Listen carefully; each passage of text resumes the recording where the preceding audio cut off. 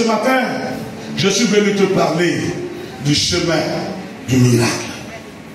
Le chemin du miracle. Le thème de mon message est: quel est le chemin du miracle? Nous avons raconté le miracle. Et je dis maintenant, je demande que tous nous témoignons. Tous que nous témoignons. Et fais de ça ta prière. Dis à Dieu. J'ai vu des gens témoigner ce matin. Moi aussi je vais rendre témoignage. Tu es mon Dieu autant que tu es leur Dieu. Tu es leur Dieu autant que tu es mon Dieu. S'ils ont témoigné de ta puissance, de ta délivrance, de ta restauration, moi aussi je dois témoigner. Alléluia. Alléluia. J'exhorte tout le monde au témoignage. J'exhorte tout le monde au témoignage. Alléluia. Parce que notre Dieu est vivant. Notre Dieu est présent. Notre Dieu est puissant. Il n'y a rien que notre Dieu ne peut pas faire. Alléluia. Viens ma fille. Je l'ai présenté le mercredi. Quels sont ceux qui ont vu la femme l'arriver ici? On n'a même pas encore idée, moi. Hein? On n'a même pas encore idée, moi. Quand tu l'amenais, elle était comme ça. Ce matin, comment tu la trouves? Comment tu la trouves? Qui l'a vu arriver? Qui l'a vu arriver? Alléluia. Alléluia. Ce matin, là, si on dit à un frère, voilà ta femme, il va sauter, il va danser, il va acclamer. Pourquoi? Parce que quand elle venait ici, le diable l'avait complètement détruit. Satan l'avait complètement démonté. Sa vie était cassée en combien de morceaux, je ne saurais dire. Mais en quelque temps, juste en quelque temps, regarde comment elle est devenue. Elle est devenue aussi belle, aussi magnifique. Tout ça parti, non pas par l'homme, mais par la puissance de Dieu. Et nous allons compléter, je vais demander à une deuxième personne de prendre le livre de Hébreux. Hébreux chapitre 11, verset 17 au verset 18. Ne réalise pas dans les acclamations. Le témoignage se réalise souvent dans la douleur. Alléluia. Alléluia. Allons-y. On se tient tous debout. Tenons-nous tous debout. On lit de Genèse au chapitre 22, la verset 1 jusqu'au verset 18. La Bible dit ceci. Oui. Après ces choses, Michel, après ces choses, Dieu mit Abraham à l'épreuve. Après ces choses, Dieu mit Abraham à l'épreuve. Et lui dit, Dieu dit à Abraham. Abraham. Et il répondit, me voici. Oui. Dieu dit, prends ton fils, ton unique, celui que tu aimes, Isaac, va-t'en au pays de Morija, et là, offre-le en holocauste sur l'une des montagnes que je te dirai. Prends ton fils, ton unique que tu aimes, va-t'en au pays de Morija, offre-le en holocauste sur l'une des montagnes que je te dirai. Allons-y. Abraham se leva de bon matin, scella son âme, et prit avec lui 2 serviteurs et son fils Isaac. Oui. Il fendit du bois pour l'holocauste et partit pour aller au lieu que Dieu lui avait dit. Le 3e jour, Abraham leva les yeux, vit le lieu de loin. Et Abraham dit à ses serviteurs, restez ici avec l'âne. Moi et le jeune homme, nous irons jusque-là pour adorer et nous reviendrons auprès de vous. Abraham prit le bois pour l'holocauste, le chargea sur son fils Isaac et porta dans sa main le feu et le couteau. Et ils marchèrent tous deux ensemble. Alors Isaac parla à Abraham, son père, et dit, mon père. Et il répondit, me voici, mon fils. Isaac reprit, voici le feu et le bois. Mais où est l'agneau pour l'holocauste? Abraham répondit, mon fils, Dieu se pourvoira lui-même. Mon fils, Dieu se pourvoira lui-même. De l'agneau pour l'holocauste. Oui. Et ils marchaient tous deux ensemble. Lorsqu'il fut arrivé au lieu que Dieu lui avait dit, Abraham, il éleva un autel et rangea de l'eau boire. Il lia son fils Isaac et le mit sur l'autel par-dessus le bois.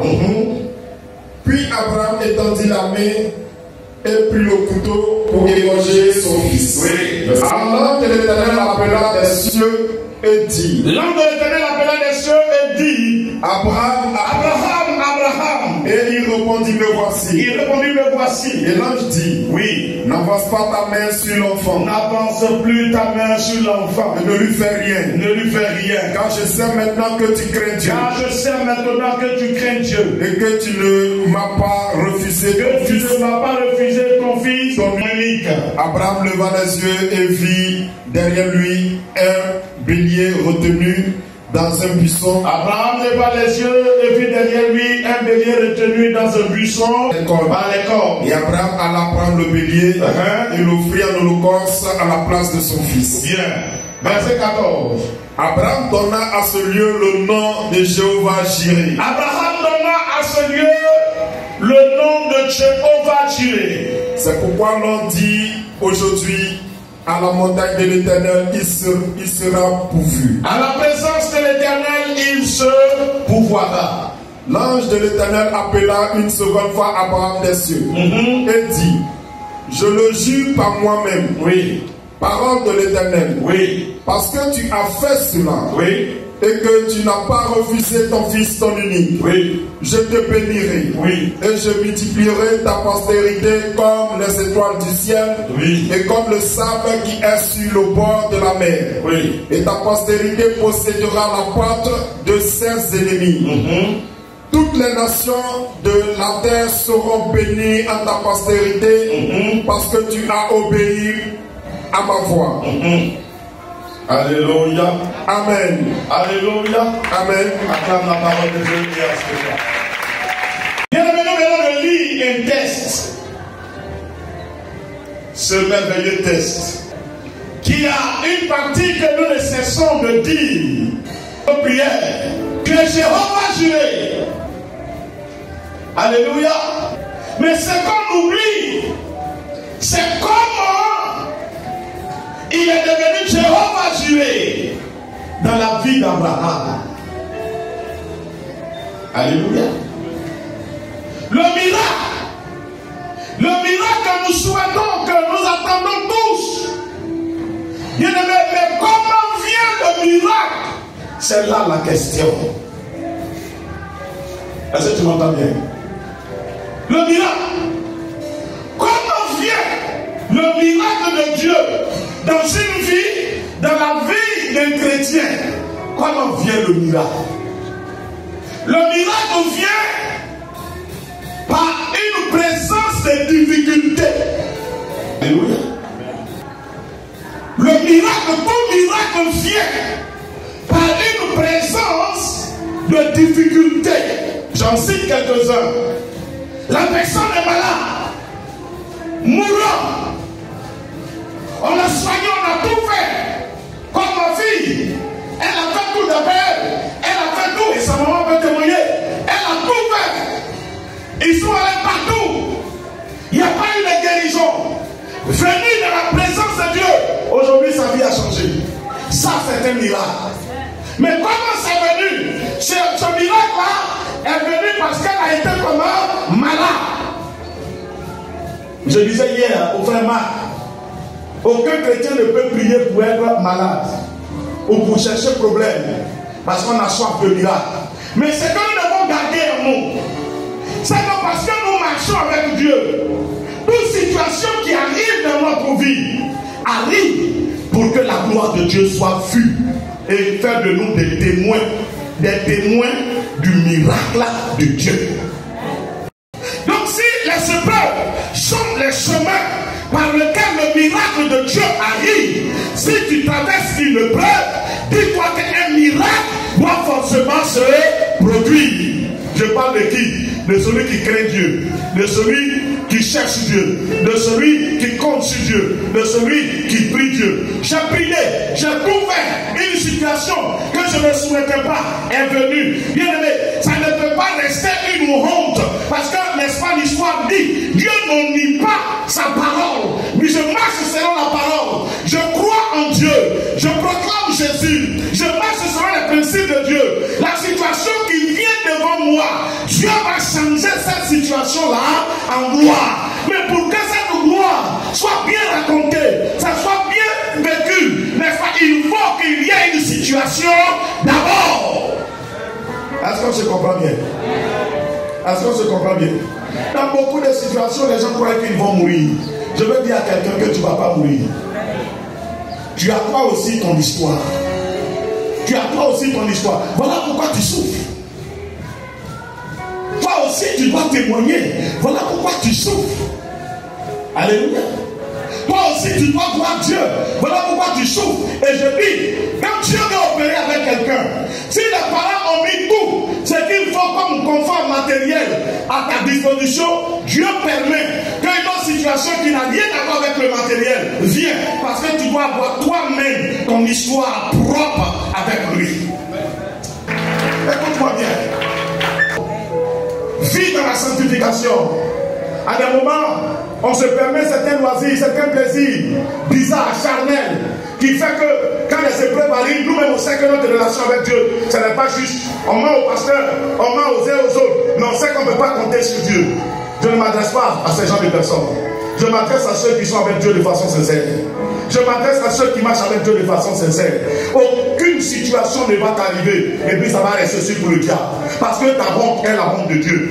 Ton humiliation est l'humiliation de Dieu. Dieu n'a jamais eu honte. Dieu n'a jamais été humilié. Rien, personne n'a eu son crédit sur Dieu une fois. Il serait qu'une demi-fois. Personne n'a eu son crédit sur Dieu. Et je te dis ce matin, si tu crois, Jésus dit à Marthe et à Marie, Jean chapitre 11, il dit, si tu crois, tu verras la gloire de Dieu. Je ne connais l'événement dans lequel tu te trouves. J'ai rencontré quelques personnes, mais je n'ai pas rencontré tout le monde. Mais je dis à tout le monde ici ce matin, quel que soit le plan ou quand tu traverses, il y a un bélier qui est réservé devant toi par l'Éternel. Ça ne sera pas ta vie qui sera portée. La vie de tes enfants. Non, non, non. Non. Ce n'est pas toi qui seras sacrifié. Ce n'est pas tes enfants qui seront sacrifiés. Ce n'est ni toi, ni tes enfants. Mais l'Éternel a déjà prévu la solution. Il a déjà prévu la solution. Il attend ta persévérance. Il attend ta foi aveugle. Il attend ta confiance aveugle. Il attend ton intimité avec lui. Il te regarde. Il te regarde. Il te regarde. Il te regarde. Il te regarde. Et comme je l'ai dit, bien si des événements n'arrivent pas, on ne peut pas retenir la main de Dieu. On ne peut pas retenir la grandeur de Dieu. C'est une histoire que tout le monde nous connaît. Si Dieu avait empêché que le roi, n'est-ce pas, ne fasse pas descendre avec Méchak et Abednego dans la fournaise ardente, la 4e personne qui a sorti son visage dans la fournaise ardente n'allait pas être. Alors le roi et tout le pays n'allait pas revenir à l'Éternel. Tu es l'étoile de ta famille. C'est pourquoi le peuple est grand. Par toi, ta famille verra la gloire de Dieu. Par toi, ta famille verra le miracle de Dieu. Par toi, ta famille verra la puissance de Dieu. Ils sauront que Yeshua Amashua, le Dieu sacré des Hébreux, il est assis sur son trône. Et quand on marche avec lui, on n'est pas confondu, on ne se perd pas, mais il se révèle et il se montre. Dieu n'a pas un autre endroit pour se montrer qu'au travers de ta vie. Tu es le terrain par lequel, dans lequel, sur lequel l'Éternel va manifester sa puissance. Crois seulement. Oh, est-ce que je parle à quelqu'un? Son unique fils. Parce que c'est Isaac qui est sorti du foyer légal. La femme d'Abraham s'appelle Sarah. Elle s'appelait Sarai. Quand l'ange l'a visité, elle est devenue Sarah. A engendré Isaac. L'enfant de la servante de Sarah s'appelait comment? Ismaël. Dieu demandait à l'enfant d'Agar, Abraham allait courir. Parce qu'enfin, par là, va finir. Tu es là parce que j'ai fait un enfant avec toi qui persécute ma femme. Quand il a tué l'enfant, ça va finir. Tu t'en vas et puis on est fini. Dieu s'en fout de ça. Dieu demande dit, Isaac, et il précise, ton unique, l'enfant que tu as tant désiré. Bien aimé, la situation que tu as tellement, tu vois que c'est en train de chambouler, c'est en train de s'écrouler. Comment les gens vont me voir? Comment? Et comment? Et comment? Mais laisse-moi te dire, si ta marche est bonne avec Dieu, il y a un bélier qui t'attend à ta place. Il y a un bélier qui attend à ta place.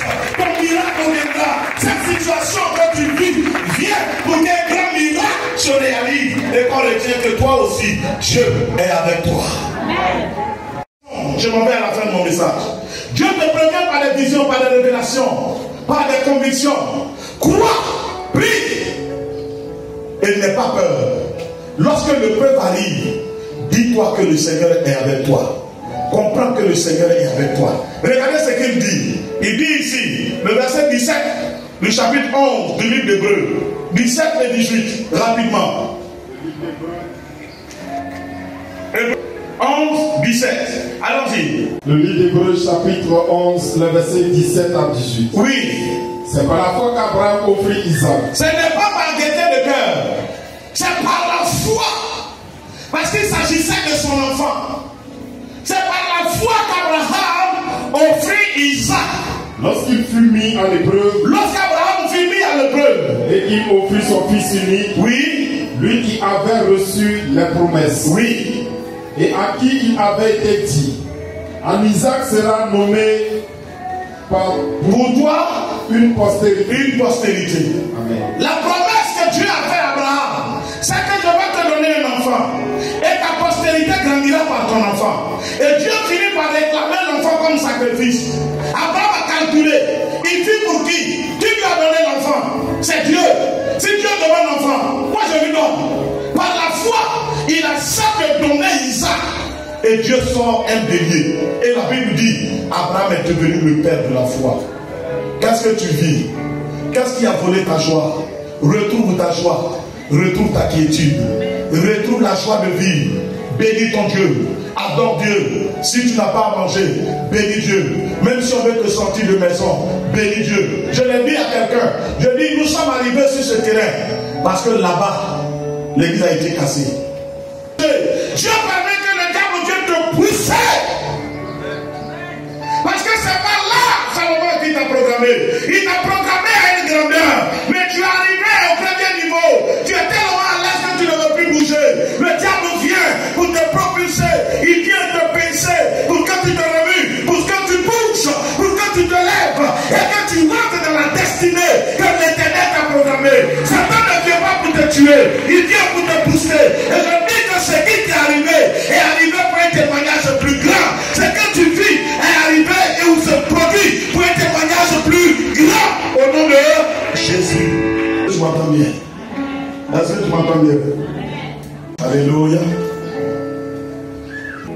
C'est souvent l'épreuve. C'est l'épreuve. Donc si tu vis une épreuve, dis-toi que le miracle de Dieu est en train de se proclamer. Jésus, que Dieu te bénisse. Que sa grâce soit sur toi. Ce matin, sois heureux. Sois fortifié. Ne maudis jamais Dieu. Ne te plains jamais de Dieu. Bénis Dieu. Accepte ce qui arrive et va devant le Seigneur. Fléchis chez nous. Fléchis chez nous. Fléchis chez nous. Fléchis chez nous. Je dis fléchis chez nous. Je vous ai toujours raconté mon histoire. Ça vous connaissez vous tous. Que Dieu te bénisse. Que sa grâce soit sur toi. Dans le nom puissant de Jésus.